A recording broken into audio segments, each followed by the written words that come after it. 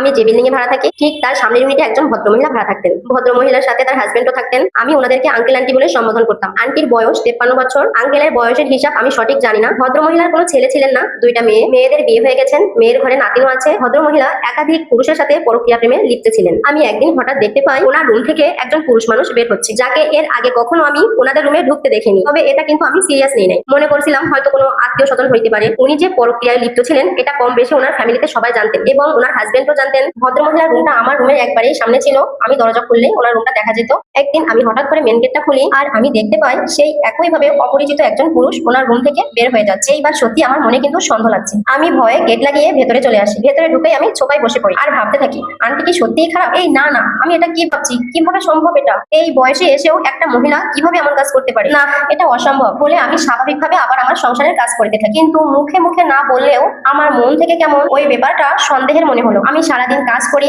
আর ওইটাই মাথায় ঘুরতে থাকি। আমি এমন একটা মানুষকে মায়ের স্থান দিয়েছিলাম, কেননা এখানে তো আমাদের কোনো গার্জিয়ান নেই। ওনাকে আমি গার্জিয়ান স্বরূপ দেখতাম। সকাল পেরিয়ে দুপুর হয়ে গেল, দুপুরে খাওয়া দাওয়া করে একটা লম্বা ঘুম দিলাম। সারাদিন তো রুমে থাকি, বিকাল টাইমটা একটু ছাদে যাই আমরা। তো প্রতিদিনের মতো আজও বের হলাম ছাদে যাওয়ার জন্য। আমি মেন গেটে যখন তালা দিচ্ছিলাম তখন দেখি ওনার রুম থেকে ম্যানেজার বের হচ্ছে, আমাদের বিল্ডিং এরই ম্যানেজার। ম্যানেজার আন্টি দুজনেই আমার দিকে তাকিয়ে একটি হাসি দিয়ে দিল। আমিও হাসলাম। আন্টি আমাকে বলছে তোমার আঙ্কেল বাসায় নাই, তো গরম পড়ছে, এসিটাও চলছিল না, তাই ম্যানেজারকে একটু দেখানোর জন্য ডাকছিলাম। আমি বললাম ও আচ্ছা ঠিক আছে আন্টি বলে ছাদে চলে গেলাম। পরের দিন সকাল 10টায় আমার হাজবেন্ড অফিসে চলে গেছে। রুমে একা ভালো লাগছিল না আমার, তাই আমি আন্টি রুমে যাওয়ার জন্য প্রস্তুতি নিচ্ছিলাম। আমি মেন গেটে তালা দিয়ে বাহিরে আসি, আন্টির দরজায় নক করি, আন্টি দরজা খুলছেন না। পরে আমি বাহিরে এসে দাঁড়িয়ে যাই। কিছুক্ষণ পর আন্টি দরজা খোলেন আর রুম থেকে বেরিয়ে আসেন ম্যানেজার। এই 2-3 দিন যা আমি দেখছি আজকে বিষয়টি সম্পূর্ণ ক্লিয়ার হয়ে যায় আমার কাছে। আন্টিও যেন আজ কোনো কিছু আমার থেকে লুকানোর চেষ্টা করছে না। ম্যানেজার তড়িঘড়ি করে চলে গেলেন আর আন্টি পড়ে রইলেন আমার পায়ে। আমি বলে উঠলাম ছি ছি আন্টি কি করছেন আপনি? আমাকে বললো মা তুমি আমার মেয়ের মতো, আমি তোমার মায়ের মতো, এই কথাগুলো তুমি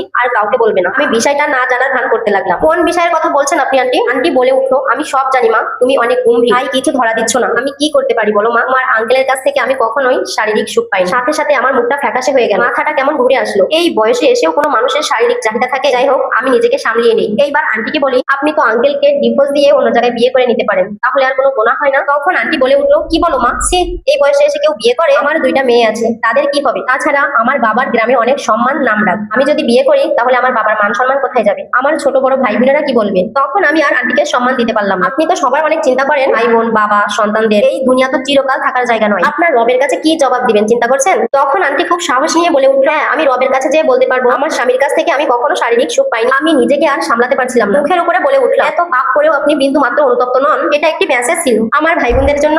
এই সমাজে হাজারো মানুষ আছে যারা শুধুমাত্র মানুষের ভয়ে দিনের পর দিন পাপ করে যাচ্ছে, বিয়ের মতো হালাল কাজটাকে অস্বীকার করে